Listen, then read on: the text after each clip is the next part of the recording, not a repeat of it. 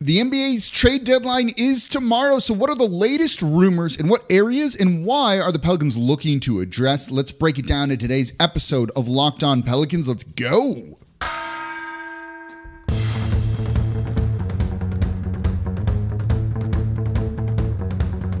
You are Locked On Pelicans, your daily New Orleans Pelicans podcast, part of the Locked On Podcast Network, your team every day. Welcome to another edition of Locked On Pelicans, the daily podcast covering your favorite team, the New Orleans Pelicans and NBA, part of the Locked On Podcast Network, your team every day, available wherever you get your podcasts and available on YouTube.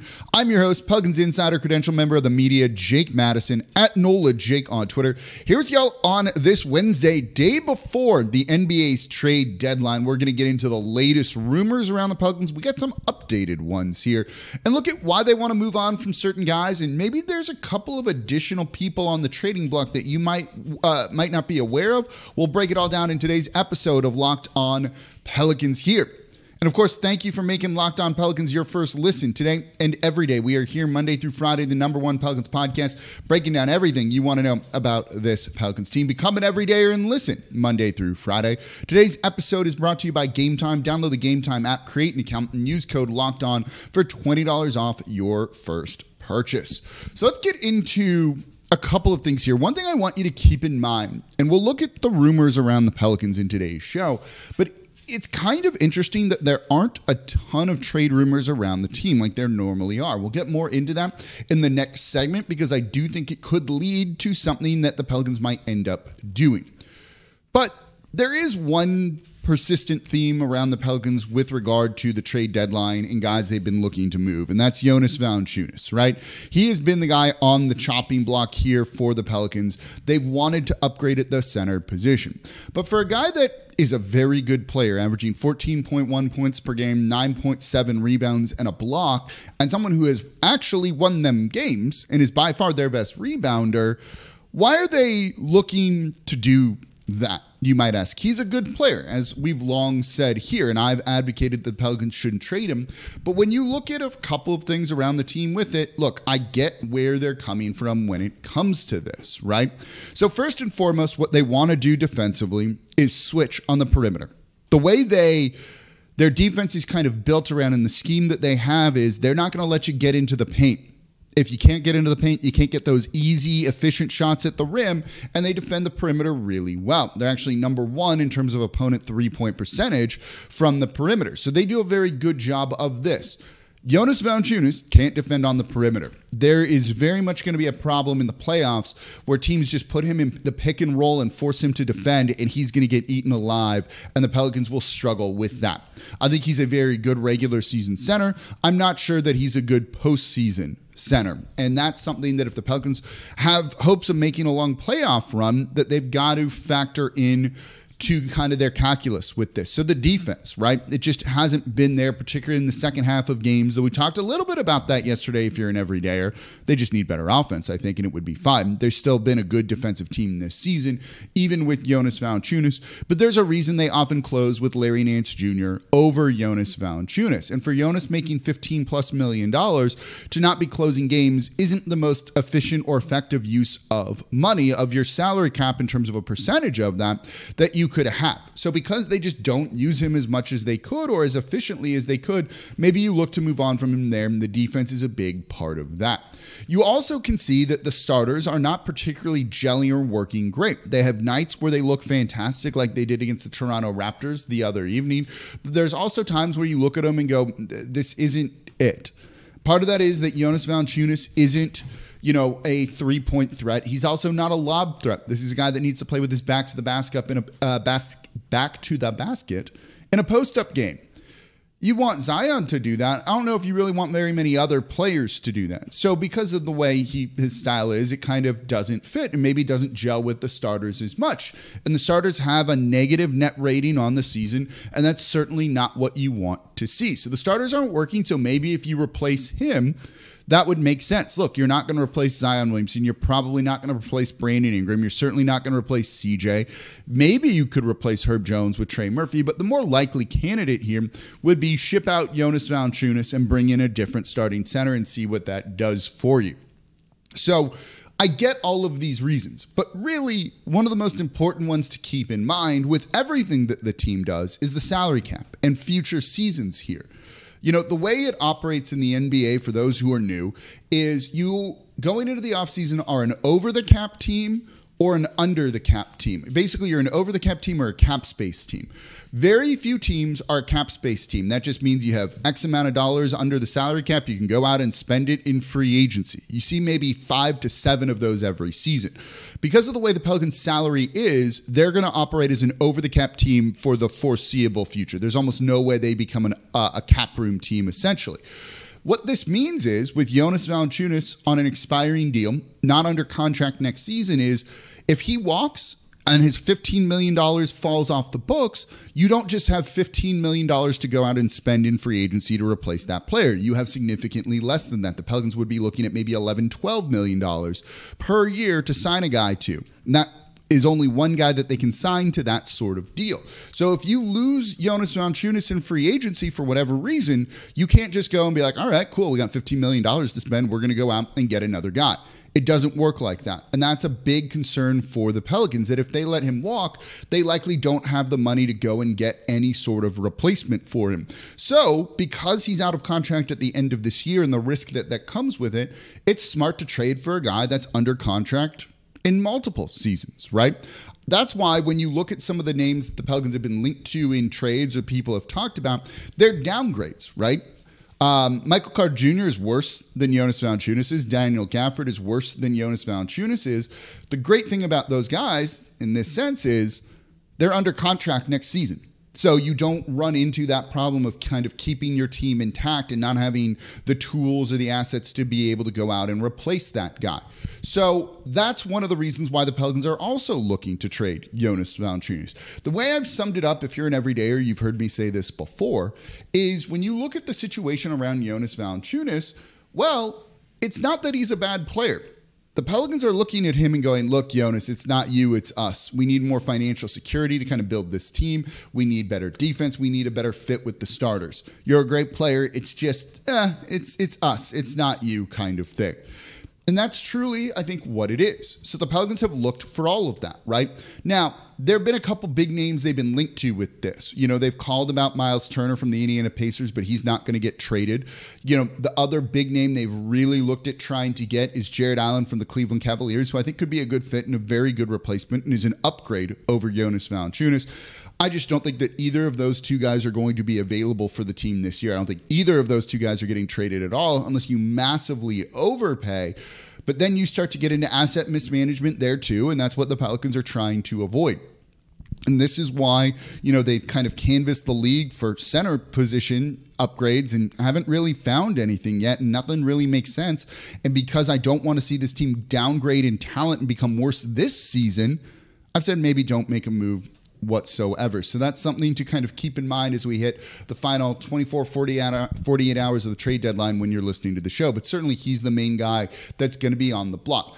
There's some others. We'll get into them in the third segment that I could see being traded away from the New Orleans Pelicans too. But I want to go into this. What I'd said kind of in the beginning of this show is the Pelicans aren't linked to everyone. There's not a ton of new trade rumors. There are some, and I'll share them with you in the next segment, but there aren't a ton like there normally are around this team, and I find that kind of interesting. So I want to look at that and talk about why, and why it might mean the Pelicans make a weird kind of trade at the trade deadline, and I'll explain coming up here next in today's episode of Locked On Pelicans. Right now, though, I'm excited to tell you about eBay Motors. Passion, drive, and patience. It's what brings home the winning trophy, and it's also what keeps your ride or die alive. eBay Motors has everything you need to maintain your vehicle and level it up to peak performance, from superchargers, roof racks, exhaust kits, LED headlights, and more. Whether you're into speed, power, or style, eBay Motors has you covered.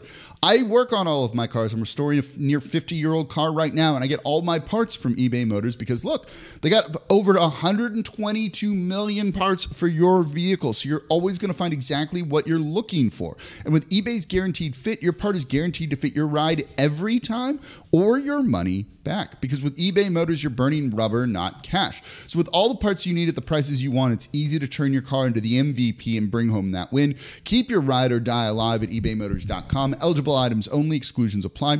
eBay Guaranteed Fit, only available to U.S. customers. Today's episode of Locked On Pelicans is also brought to you by PrizePicks. PrizePicks is America's #1 fantasy sports app with over 3 million members. It's the easiest and most exciting way to play DFS because it's just you versus the numbers. You pick more or less on the stat projection for 2 to 6 players, and then you watch the winnings roll in.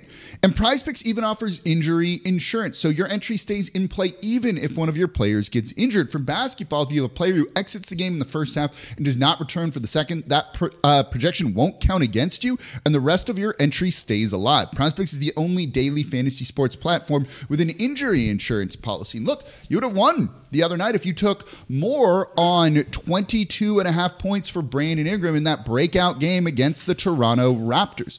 So go to prizepicks.com/LockedOnNBA and use code LockedOnNBA for a first deposit match up to $100. Again, that is up to $100 in a first-time deposit match when you go to prizepicks.com/LockedOnNBA and use code LockedOnNBA.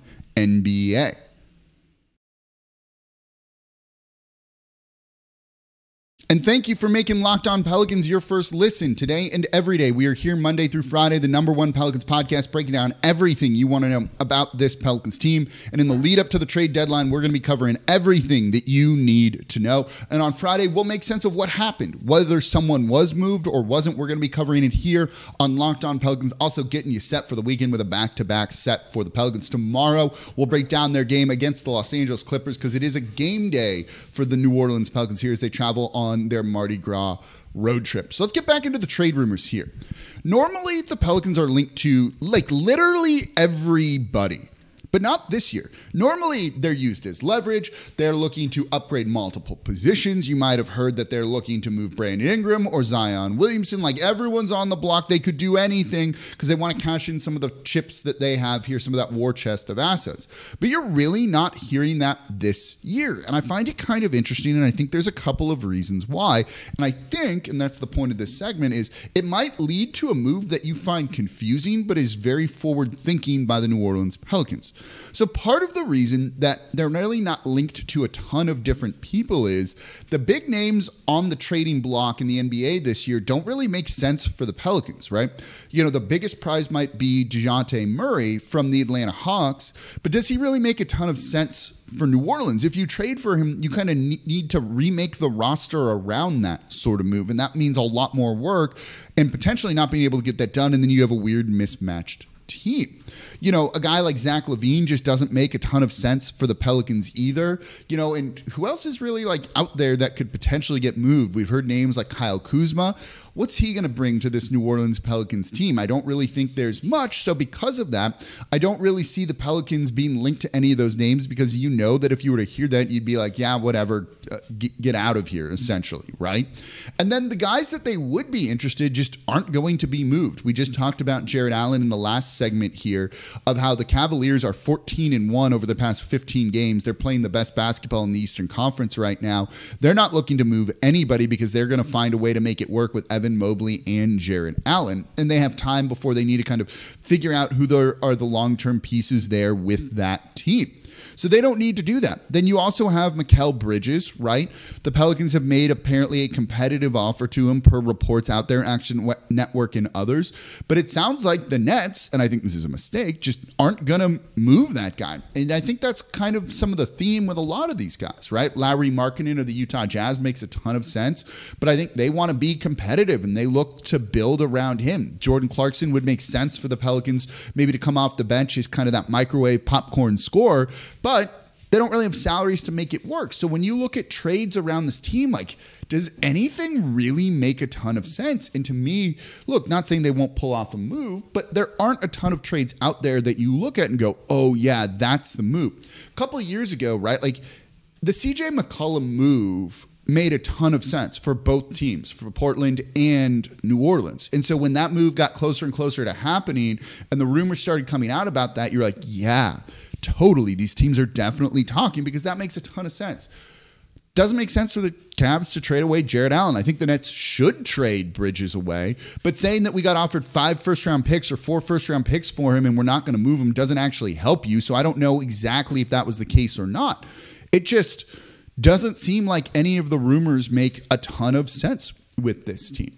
I also think, and this is going to lead to kind of, again, the point of this segment here is some of this is also the picks they have left over maybe just aren't the most valuable. You know, they have one remaining pick from the Anthony Davis trade. That's, you know, either this year or next year. It's at their discretion. That looks to potentially be a good pick this year with the Lakers really struggling things. But, you know, the other picks they have from the Milwaukee Bucks and others look to kind of be devalued with Giannis there long-term, Damian Lillard there. Those picks, you know, are basically going to be second-round picks at best here, and not at best, but like late first rounders, and that's not an ideal situation for the Pelicans to try and, you know, see the value increase. You know, they've maybe held on to those a little bit too long. So this team that used to have all these very valuable and intriguing first-round picks have now kind of seen those picks actualized a little bit, and they maybe don't have as much value as they would before.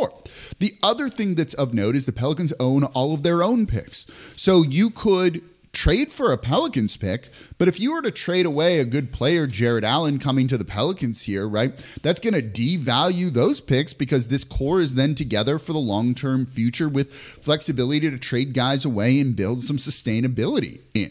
And if they're upgrading at the center position like that, yeah, I don't know if those picks are going to be the most valuable. So I think teams around the league are looking at the Pelicans' future draft assets and going like, maybe these aren't that great.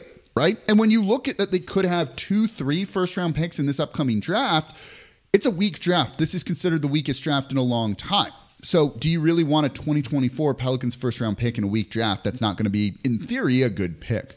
Teams probably aren't, and I think that's leading to a lot of the Pelicans picks and, you know, trade rumors not being linked to them because I think teams know if you kind of put that out as leverage, negotiating through the media, if you will, the teams are going to kind of see right through that and it's not going to end up working. So that leads to trading some of their picks for other future picks. And this comes from Jake Fisher of Yahoo saying teams like the Philadelphia 76ers and others are trying to acquire some immediate draft capital to try and package with other things and try and improve their team. So basically what this means is, and you've seen a couple of teams do things like this, the Phoenix Suns did it recently, is you trade, say, your 2024 Pelicans first round pick for a future pick swap plus something else. So essentially you trade this first round pick for the rights to swap with the team that you're trading with and maybe 3 or 4 second round picks. The Pelicans don't have a tradable second round pick until 2030. That is literally the only second round pick that they can trade. That was a bit of an issue with trying to move Kira Lewis Jr. When you're trying to dump guys or move off of smaller things, you need to kind of grease the wheels, lanyap, if you will, with second round picks. And because the Pelicans had to use 4 when they traded away Devontae Graham, now using 1 when they traded away, I just blanked on Kira Lewis Jr., You've run out of those assets, and those assets are important. So trading a Bucks pick or one of these kind of worst first-round picks, I think, could be a smart move. So I would not be shocked if you see the Pelicans trade their draft pick in this upcoming draft, again, a weaker draft, keep that in mind, for future draft capital to kind of help rebuild this war chest that has kind of dried up a little bit. Not a ton. You know, picks are still currency, and having a bunch of them, which the Pelicans do, is only a good thing. But also, if you can maybe turn those into better assets in the future, you're kind of gambling a little bit there, is a direction that the Pelicans might look to try and do. So if they end up doing a pick for picks deal on trade deadline day, that's kind of why. I think they're kind of banking that the picks will have more value in the future or give them additional assets they need to kind of make some of the moves that they want. So I understand the direction that they would be going should something like that happen. And given they're not linked to a ton of names, but maybe you need to do something or do a little bit more long-term planning, Would not be shocked if that gets done in the lead up to the NBA's trade deadline. But what about other areas that they could upgrade? Other guys that are going to potentially be on the block? Let's talk about that, because I've got a name or two that might surprise you that's coming up here next in today's episode of Locked On Pelicans. Right now, though, I'm excited to tell you about Game Time, because Game Time makes buying tickets to events super easy. It's a frustrating process. You don't know if your seats are going to be good. You don't know if you can get tickets at the last minute because you decided you want to go. Maybe there's not any good deals out there. With all of that, you don't need to worry with Game Time, because Game Time is the only ticketing app that gives you complete peace of mind with your purchase. You get to see the view from your seat before you buy, so you know exactly what to expect when you arrive. The all-in prices show your total up front. There's no hidden fees, anything like that. You can also buy tickets in 2 taps, and the Game Time guarantee means you're always going to get the best price. If you find tickets in the same section and row for less, Game Time will credit you 110% of the difference. So take guesswork out of buying tickets with Game Time. Download the Game Time app, create an account, and use code LOCKEDON for $20 off your first purchase. Terms apply. Again, create an account, redeem code LOCKEDON, LOCKEDON for $20 off. Download Game Time today. Last minute tickets, lowest prices guaranteed.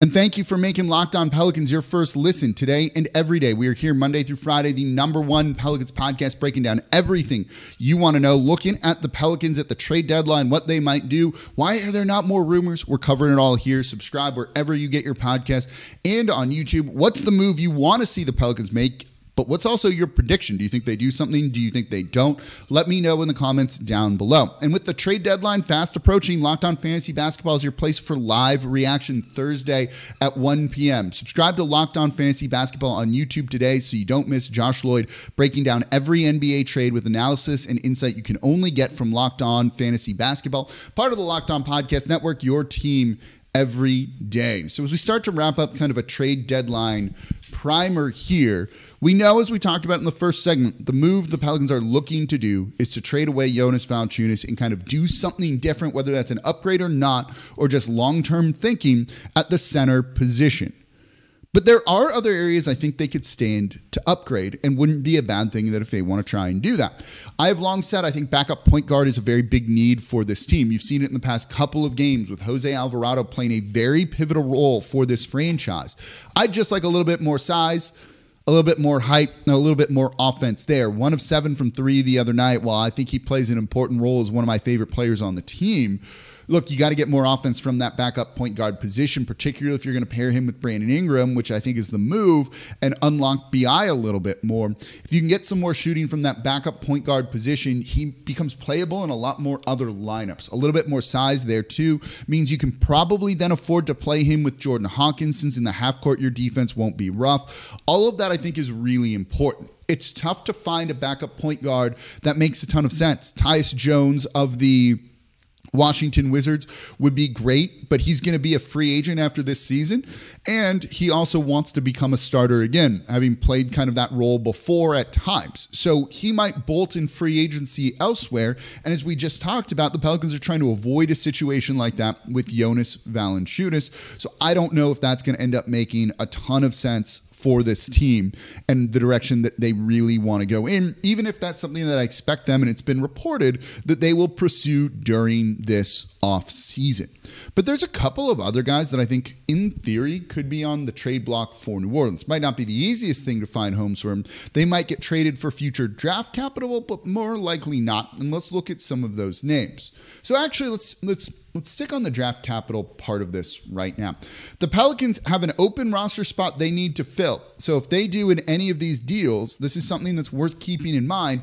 An unbalanced trade, they send out 2 guys, bring 1 back. That means they have another roster spot they still need to fill. So if you send out Jonas Valanciunas and Dyson Daniels for Jarrett Allen, or Jonas Valanciunas and Herb Jones, hopefully not, for Jarrett Allen, you then need to sign somebody else. If the trade you're making puts you back into the luxury tax, signing an additional 2 guys puts you deeper into the luxury tax, something the Pelicans have looked to avoid.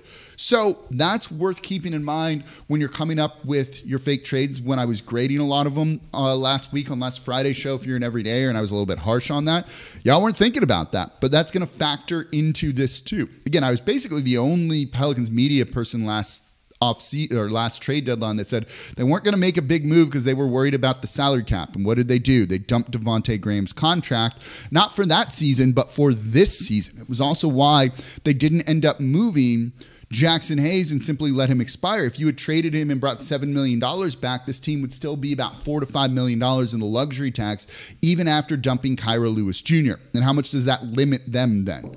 So you've got to factor in the open roster spots. Signing guys costs you money, all of that stuff, unfortunately, with being a small market team and one of two franchises that has never paid the luxury tax in NBA history. So with that, I still think they are going to look to move certain players because it just seems to make some sense for them, right?